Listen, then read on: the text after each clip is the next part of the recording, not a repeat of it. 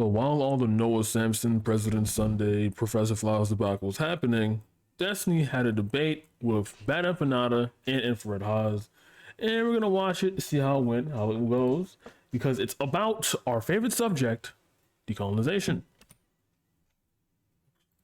Yeah, it is. I'm That's gonna why. hold on, because now you sound like you're trying to get a dunk. Okay, if you want to go by Nazi Germany all the time, No, that's no. fine. If Okay, do you want to talk to Haas? what does he want to talk about? I don't know, but he was screaming in my Twitch chat earlier. He wants to debate about like who's the manliest man or something. Oh yeah, wait a minute. Haas and Bad Empanada actually have beef. They're like politically as close as you can be to fucking cousins, but they have beef with one another because they're trying to outdo each other besides seeing who's the most alpha male on Twitter. You know, Bad Empanada telling everybody to kill themselves. Infrared telling everybody to kill themselves. Both a picture of himself. You know, it's a really combative sport out there.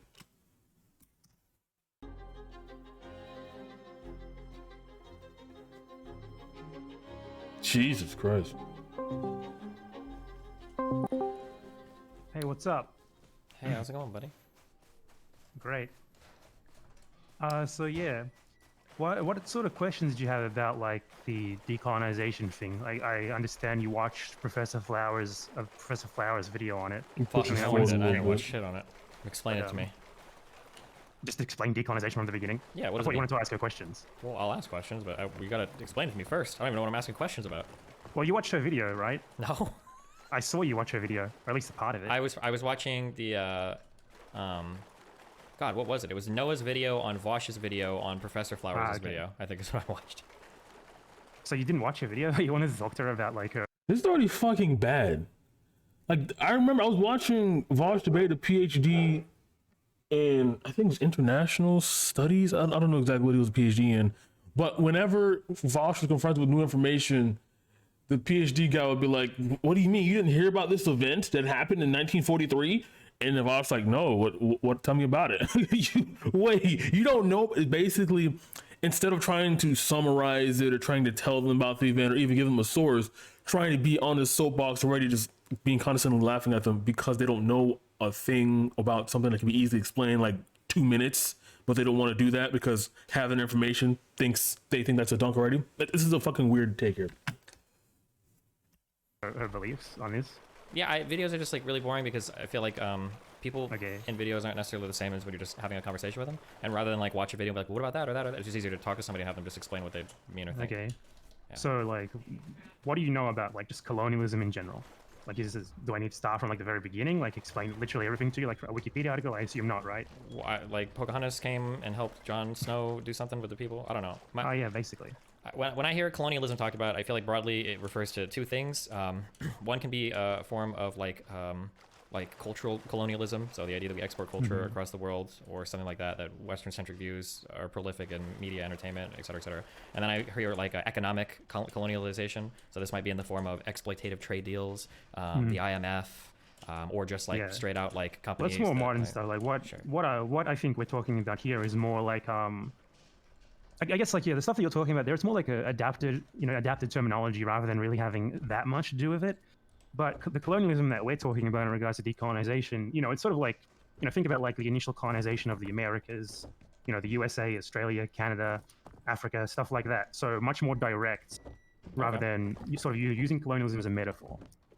And I guess like, hold on, I've made videos on this before, so I have like a definition sort of written up to sort of introduce here. The key thing is to remember here, like, it's calling someone like a colonizer is not an insult. It can be an insult, but it's not an insult by default, right? So he's backing up the colonizer point already. The reason why I'm saying this is because, number one, Professor Flowers would constantly just purport saying white people are colonizers, we need to remove the colonizer from our space. And by Bad Empanada saying that being called a colonizer is not a bad thing, it's sort of conceding to the point that her saying that doesn't make any sense, because why would she call someone a colonizer if she doesn't plan on demeaning them and moving them out of their space, right? So like, that's already bad there. And I guess see what he talked about further on in this debate already. It's like describing sort of like a relation that they have, a societal relation. It's like calling someone working class or something, or bourgeois or something, you know? Though a lot of people take it as an insult. A lot of people use it as an insult. I use it as an insult, but it doesn't mean that, you know, it always has to be one, or that being a colonizer makes you a bad person or whatever, you know? Do you know what probably makes it sound like an insult? That it's used as one? Well, I think even I heard Professor Flowers say this. The act of colonizing someone is probably, I imagine we would both agree that it's an aggressive act. And usually when moral agents take aggressive acts, some sort of retribution can be justified. So I think that's why. So when somebody says like, oh, you're a colonizer, the implication is that like, I need to be punished for it. Not me, but what we're talking about. So that would be my guess. I think like, ideally no one would want anything like that to happen, you know? Like... What?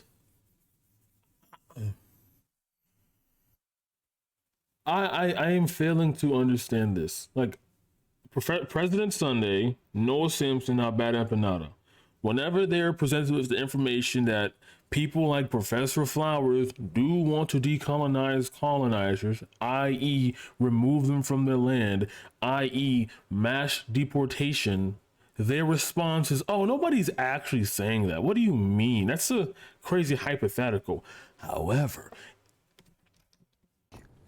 you know, it's the same sort of thing with like, you know, I assume you know like a fair bit about like theoretical socialism. Like no one wants there to be like just worthless, like for no good reason punishments of people who used to be like bourgeois or something just for the sake of it.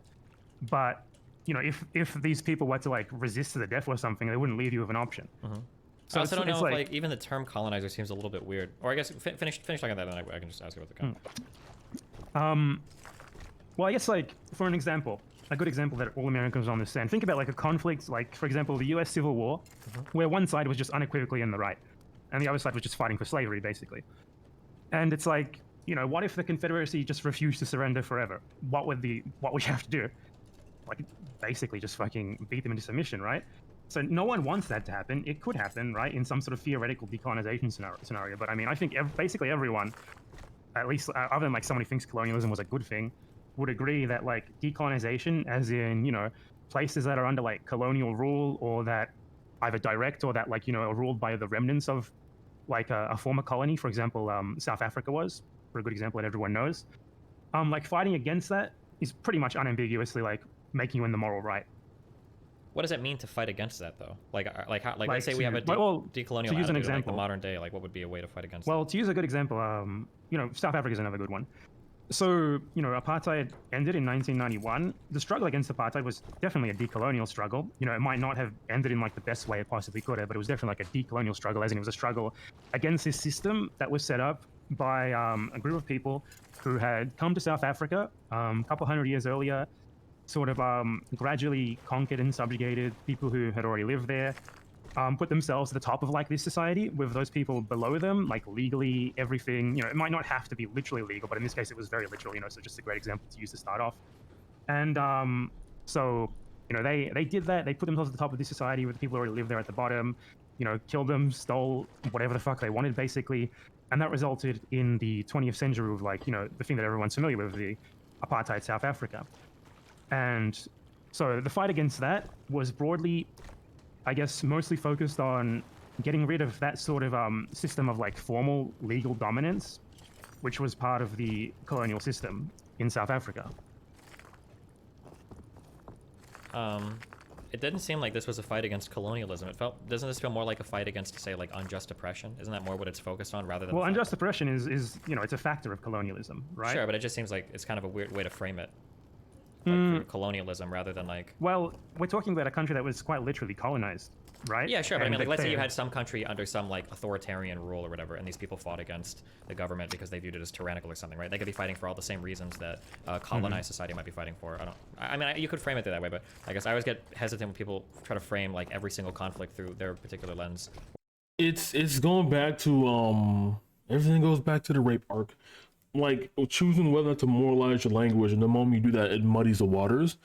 Because her whole thing of decolonization, colonization, separatism beliefs, but not explicitly saying separatist beliefs, it isn't explicitly decolonization because you want to act revenge on the people who colonize you. That's just literally just removing them out because basically what her Professor Flowers' whole belief, it has nothing to do with actual colonization that's happening here, and then the actual revolution that will lead up to, you know, people getting back from what was stolen from them, from the like the literal people who actually did the actions. Instead, Professor Flowers conflates white people to colonizers multiple times, and this conflation means, so when she scales out to decolonization, she means removing white people from the South African apartheid land instead of fighting against the actual people who invaded and did the colonization, which so happened to be white, right? She conflates the 2 points.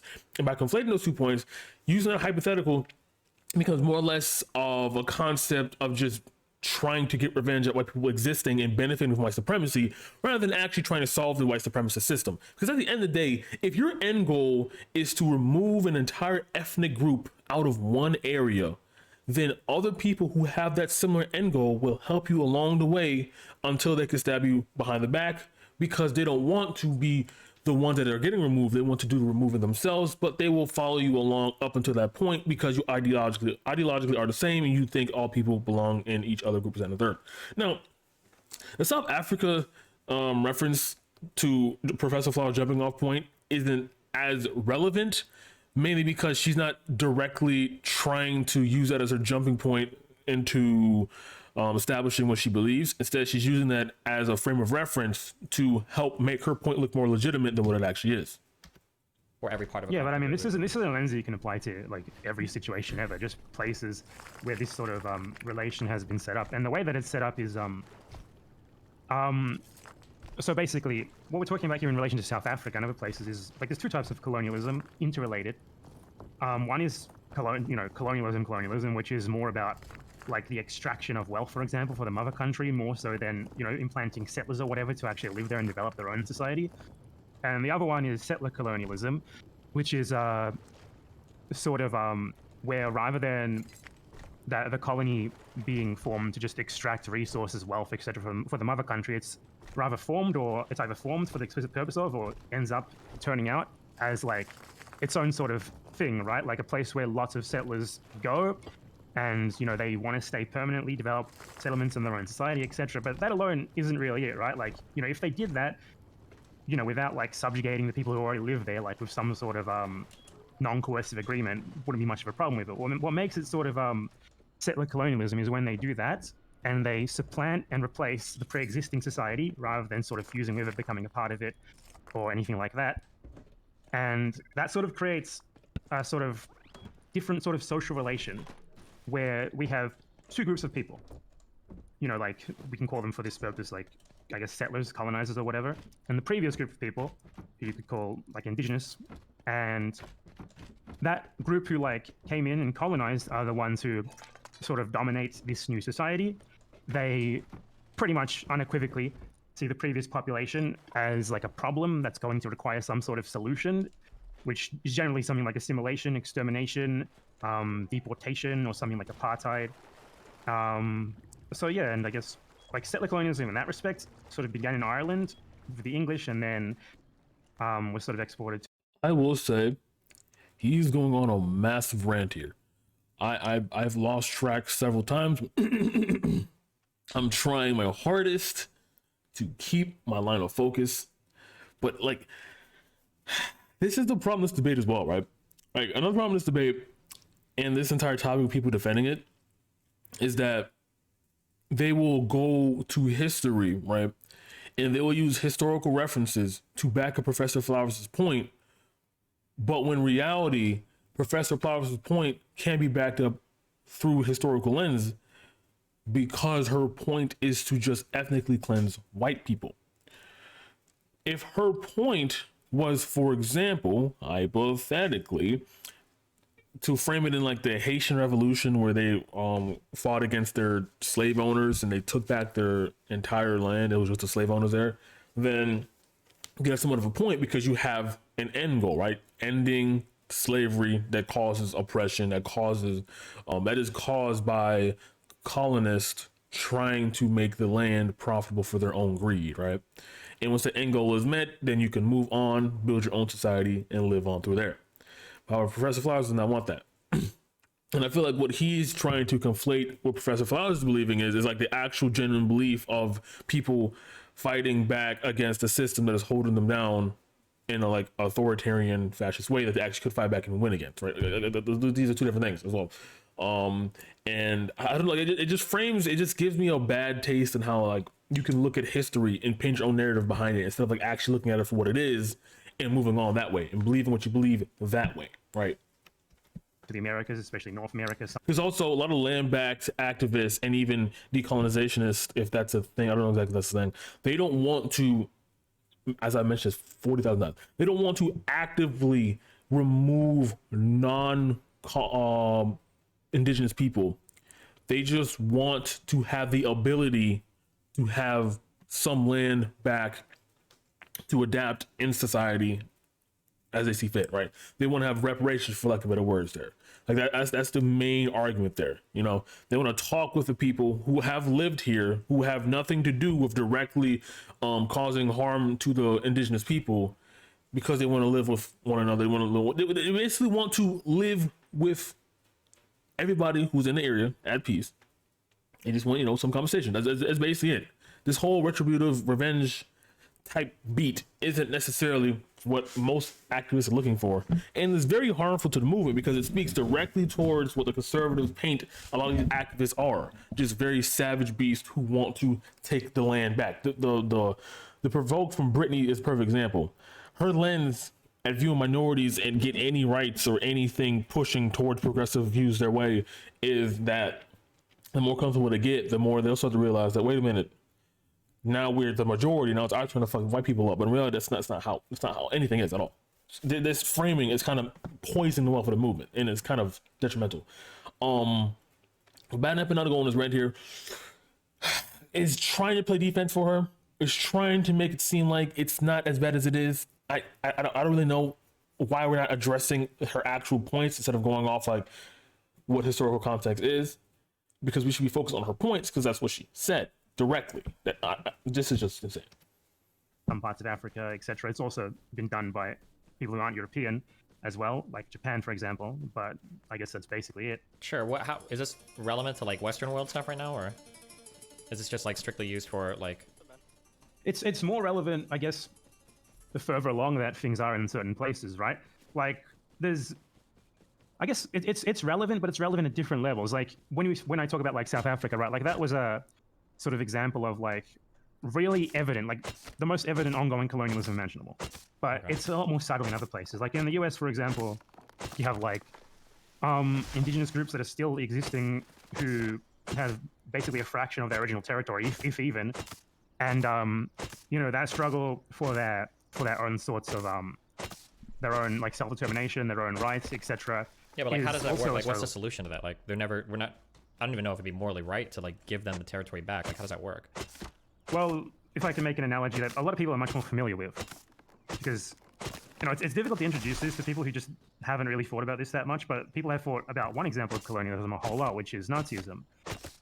A lot of people, you know, we don't really think about it in these terms, but the Nazis were very clear that they saw their invasions of Eastern Europe as sort of a project of colonialism, just on like a very large and much more organized scale than ever before, really. And their goal was to sort of, you know, take the land from the people who live there, kill them, enslave them, deport them, or whatever, and take it to a sort of German settlers, right?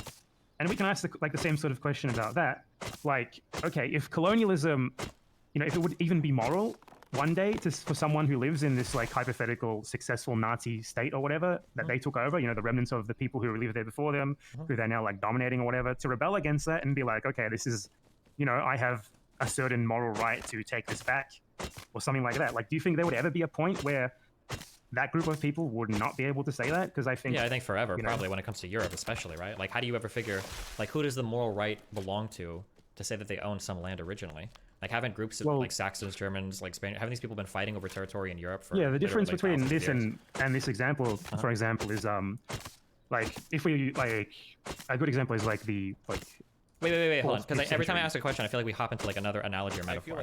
So this isn't a metaphor. I'm so let's just focus provide on an like, example of the difference. Sure, yeah, but I'm just curious. Let's just like on this particular thing, right? So let's say in Europe, let's say Hitler did conquer a ton of Germany, and then some people, let's say 200 years from now, there was some giant German country, and some people were like, well, no, we're gonna take the land back. Like in terms of taking it back, let's say that they do it. Wouldn't there just be some other group of people that are like, well, hold on, we're gonna take it back from you now, and then we're gonna take like, how do you decide who originally owns?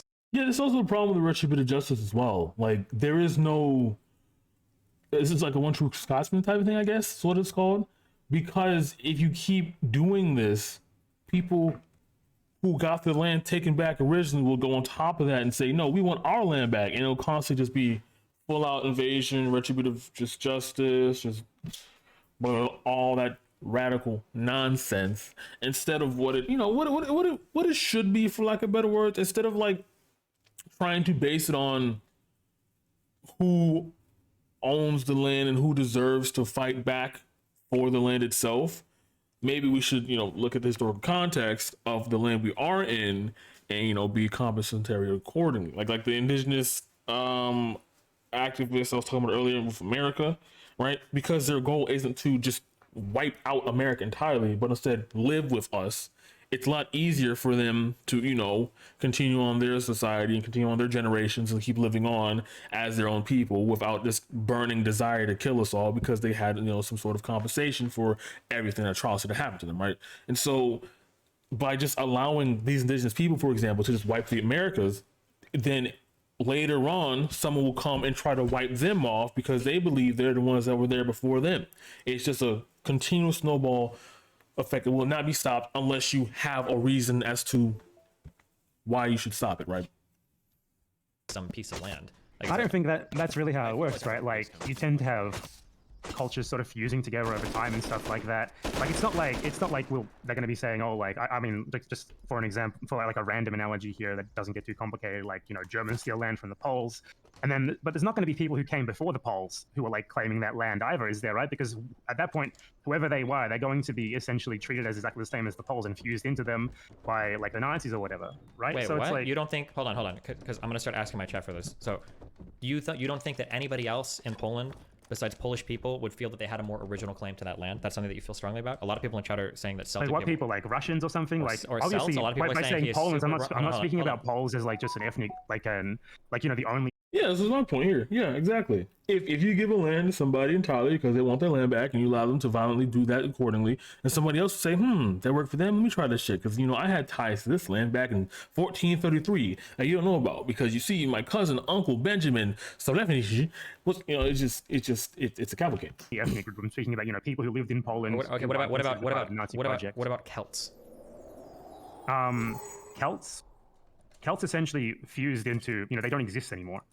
So they fused into, like, essentially many generations ago, they fused into the rest of British society. That was actually an example that I was going to use. Well, not Celts specifically, but the British Isles specifically, right? Where, like... Wait, so there's no group of people that consider themselves, like, Celtic people anymore? Or... I mean, they can, but it's not like we have a group of people who consider themselves Celtic people without... Like, a good example of this... Wait, hold on. I know you don't like examples. No. It's not that I don't... I have a very direct example. No. I want to talk about one thing, because this is like, you've hopped on like 3 or 4 different, like... Yeah, I am historically literate. I use historical examples. These are not metaphors. These are practical examples of what I'm talking about. He's being a bit condescending here. Look, this historical literacy isn't helping with this debate, because all he's doing is we're relying on those historical references to back up his point as the same Professor Flowers is right. In reality, when he is confronted with the point that's saying maybe doing this the way this is isn't necessarily the most productive manner to go about it, and maybe being a bit more inflammatory, hyperbolic than you should be, he goes, well, no. Let me give you an example of what I mean by this, not by any bad. And by using that logic, we're just gonna keep going on a snowball nonstop until we are back in the Bronze Age, explaining why the invention of bronze material is actually pro decolonization, because of the fact that we mine those minerals from the settlers themselves, and therefore we had to take the land back from the settlers. It's just fucking ridiculous. Is that even true? I'm fucking sure or not. We're having a conversation, okay? Yeah, so you need to let me just like... Well, no, because I have a perfect example. For it. All right. I'm gonna bring, regardless of what you say, I'm going to bring you right back to this and ignore everything you're saying, but go ahead. So basically, you're just ignoring something that's directly... Like, you were going to ask me something very similar to this. No, what I was going to ask... Well, I'll say... Okay, yeah, so the question is, so there are people that exist in Scotland and Ireland right now. I guess they consider themselves Celtic people. Could these people not say, well, hold on, if Polish people are going to say, I had an original right to that land, well, we're going to say our ancestors had more of an original claim to that land than you did. And then how This do you isn't, this respond? isn't like based on just like an ancestral claim, right? This is based on people like extant groups with like complete continuation from the groups that this land was originally stolen from. You know, people who still exist, right? We're not talking about like some random ancestral claim like, oh, my ancestors like 2,000 years ago lived here, and I've randomly. Wouldn't that be applied to like indigenous people though? Because a lot of the ancestors did get wiped off the map. There's very few of them. So therefore, you can basically say your tribe barely exists. So you trying to claim your land back is irrelevant because you don't have that many people around to fight for it. That's a really weird framing. Decided to identify with them, even though like their Wait, why culture do you is think long that's... gone or whatever. Wait. So if the culture gets sufficiently genocided, then they no longer have a claim to the land? I mean, if they literally don't exist anymore, then yeah, right? Like they don't exist anymore. How can they have a claim to the land? Well, how many Doesn't people make would sense, be, how right? many people have to be like bred out of like indigenous American populations, Native Hey, D-Man. I didn't pre-watch it, guys. I swear to God, I didn't pre-watch it. American populations, for them to no longer have a claim to the original land? That seems kind of weird, no?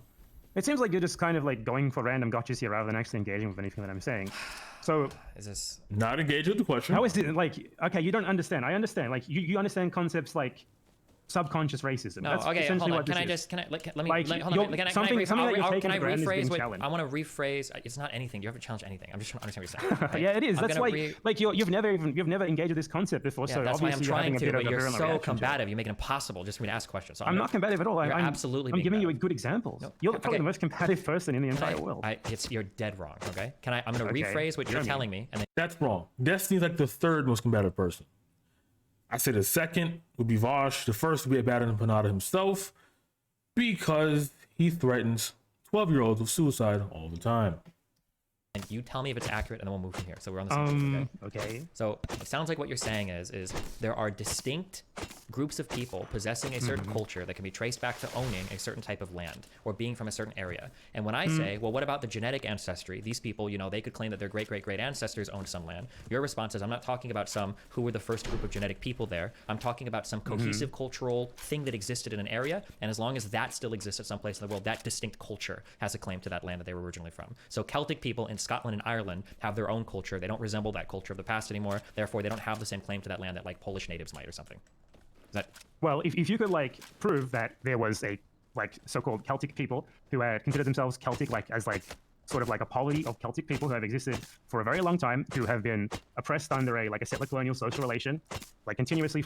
So his qualifications as to whether or not who gets to be required, who gets to be called an indigenous person, who basically gets to have the ancestral land back first, is if they have met this really niche and small and narrow requirement list of being decolonized, of basically being oppressed for X amount of years and basically not being given the fair treatment. Like, what the fuck is this shit, man? Like, if the whole point is to fight for people whose land it is originally because it got, you know, wiped out or there's very few of them, then why do you have this massive bucket list of requirements that would give them the land back that they, in your eyes, justfully deserve? Holy shit. Forever, blah blah blah, and this hypothetical group of people who literally do not exist, by the way, like existed in that sort of way, then yeah, obviously, but they don't. Celtic people don't exist anymore. Like remnants of Celtic culture absolutely exist, but they've been fused into like the wider culture, right? Do you think that like those people could make the claim that like they've been colonized so successfully that their original culture is essentially genocided? So it's a little bit True. it's a little bit Like unfair to say that like we've lost our claim. They because could make that claim, but we're not talking about the same thing here, right? There's a certain point where this becomes basically unactionable. Well, I think that's kind of we're nibbling around the edges of this, but the feeling is that all of this is kind of unactionable, which is what my big push is on most. I mean, I think the issue here is that you're just conceiving of this in terms that are very unfamiliar to you. So like, what if we frame this, for example, let's say Russia takes like all of Ukraine except like. Bro, please stop giving examples. Holy shit, man. I'm going to blow my brains out if he gives 2 more examples. I am so sick of these fucking examples he's giving. He's not giving substantive arguments. He's giving historical contextual events as his defense, as his arguments. Like, what the fuck? One city. They annex all of it. Because, I mean, this is like a reductionist example of what happened in the settler colonial states.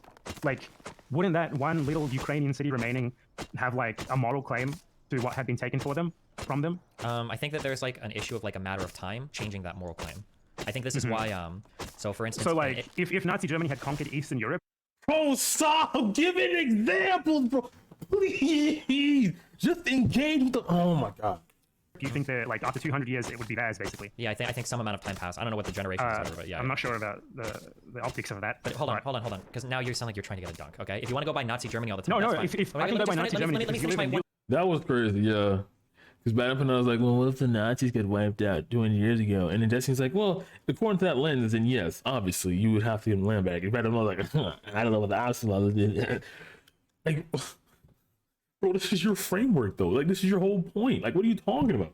Let me finish one sentence, please. Let me finish one sentence, please. Okay. I've The let you entire finish history. You're not. You're very, very, very obsessed with the August right? Okay. The entirety. And you probably know more history than I do. Okay. Which is so. If I'm wrong, feel free to correct me. But my understanding is that you've just described like the entirety of European history. That basically, whoever, or at least like Western and Northern and Southern Europe, maybe not Eastern Europe or Southeast Europe, right? But it seems like for the entirety of European history, basically, if you take over some land and then you own it long enough, and then we get to industrialization and we get to more stable forms of government, eventually, okay, well, we've had this place long enough, it's basically ours. And then if you look at the actions of certain countries in the world, so like India and the Kashmir region, or if you look at Israel trying to settle people more and more east in Jerusalem, it seems like people are under the impression like, well, hey, as long as you're in some place for long enough, you more or less kind of like control it. That seems to be the history of the world. Is that not true? Or I mean, I think that just because things are doesn't mean that's how things that is right or should be. yeah, but then how do we But figure either it way, out? like, Okay, go for it. I think you might be like a lot you know, when engaging with this for the first time, a lot of people have like the reaction like, oh, they're gonna kick me out or something. Okay, hold on. That's not Please don't what's do the going on here at dialogue all. tree. You're trying to like dialogue tree me so hard. Like this is the first time you're What is a dialogue tree? like you have like the memorized talking points for like people that are I've literally never talked about this to okay, someone. I haven't given you a single indication whatsoever that I'm worried about getting kicked out of my country. That's not anything that I think about related to this. Okay, I haven't even remotely brought that up. Do you think I'm worried that anybody okay, like you is so going to kick me out? let me of my country? explain. Like, yeah, okay, go ahead. Like you talked about Israel, right? Like decolonization in Israel wouldn't literally mean kicking out every Jew in Israel. At least, nothing like that. It would be, for example, like creating one state where everyone has equal rights with. Oh my god. What would his argument be, I guess? If he isn't using historical context just as his defenses?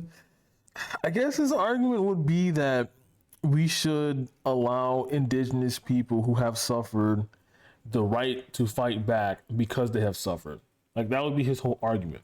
But he hasn't been fully talking about that. He's been sitting behind a couple examples of it. And then even when giving another people who have actually been demonstrated to get fully wiped off the map, he just goes, well, they don't really count and they got successfully colonized, so fuck them. Omega lol, they're irrelevant. L plus ratio fell off, you're a bitch.